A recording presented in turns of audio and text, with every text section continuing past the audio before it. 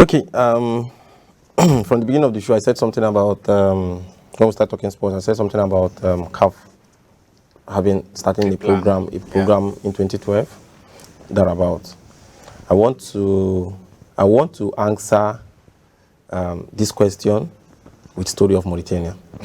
Yes, I want to answer with the story of Mauritania. Okay. But before I get to the story of Mauritania, when the new honorable minister, when this administration come on board and they appointed Senator, as the minister of as minister of sports development, he called this meeting. He was that was, I think that was the same period when this list came out, and he called a meeting and all that. And I asked one of my bosses who was in that meeting. I said, why can't you people just tell the minister the bitter truth? Do you understand? What's the bitter truth?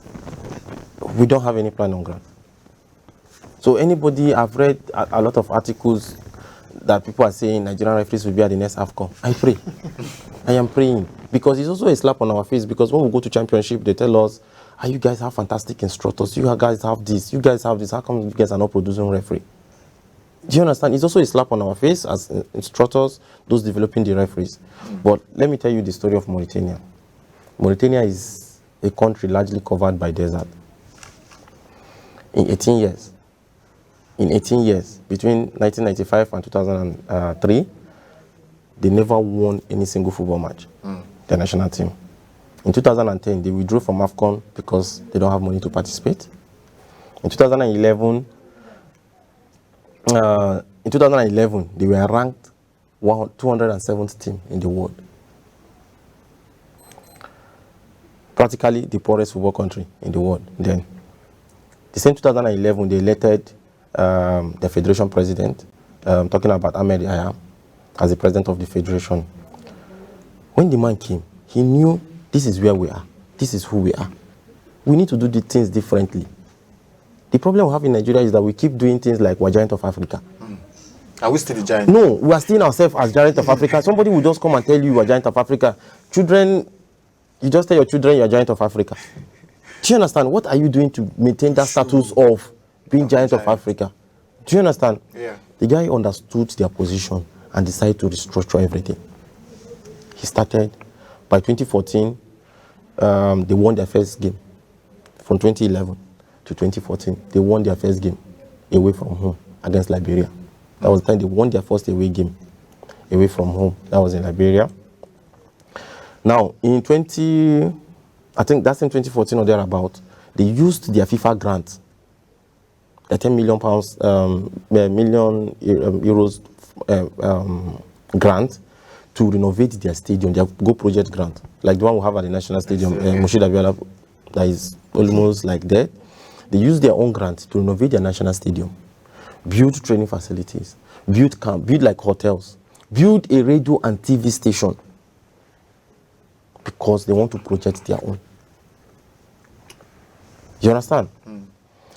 Now, in their camp, they house their under 15. They started the under 15 program, which the time of Sani Lulu in 2006, he started the under 13 program, National Under 13 Championship, the program that discovered the lives of the Ihanacho. The same program that discovered me as a referee in 2000. Yes. Do you understand? So, but what happened? When the next president came, everybody started playing, I want to start my own project. They killed that one. This is different. I'm just telling you the Nigerian story, why it is difficult for us to get there. Do you understand? Start of something. When Infantino visited Africa, and he said that Mauritania is the best country that has invested their FIFA money, that have made good use of their FIFA money. So Nigeria also is in the list of countries that receive this money, Yes. right? Every country in the world receives this money. Yes. So, You understand? No, in Nigeria, we've had the one in Abuja, we've had one in KB, we've had one in Obaru, the one, is it Obaru? I don't know if that is right, the one in Delta State. We also had one, I think, in Bauchi also. We get this money every now and then. What are we doing with it? Do you understand? So whenever these things comes, if somebody wants to take it to his place or somebody wants to use it to compensate a particular place and all that, well, it should be, for me, every time this money comes, use it to develop a facility in a region. Northwest, northeast, north central, north, south, southeast, like that. You understand? We'll be able to develop facility across the country. In 2019, Mauritania qualified for the Afcon.